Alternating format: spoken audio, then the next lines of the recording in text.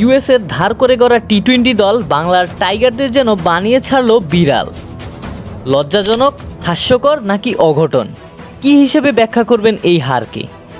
যাচ্ছে তাই ব্যাটিং থেকে শুরু করে বোলিংয়ে যেন আরও দৃষ্টিকটু এই বাংলাদেশ। ব্যাটিংয়ে হৃদয়ের 47 বলে 58 এবং বুড়ো রিয়াদের 22 বলে 31 ছাড়া যেন বলার মতো কোনো স্কোরই নেই বাংলাদেশের ব্যাটসম্যানদের।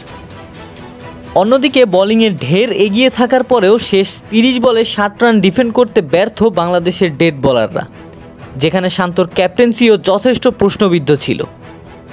আইপিএল মাতানো ফিজ যেন নাজেহাল ইউএসের হারমিত সিং এবং কোরি অ্যান্ডারসনের ব্যাটিং তাণ্ডবের কাছে। ফলাফল বাংলাদেশের 5 উইকেটে ইউএসের বিপক্ষে এই পরাজয়। কেমন যেন খাপছাড়া এক বডি ল্যাঙ্গুয়েজ দেখালো গোটা ম্যাচ জুড়ে বাংলাদেশ দল। কারণটা কি? লং জার্নির প্রভাব নাকি ওভার কনফিডেন্স?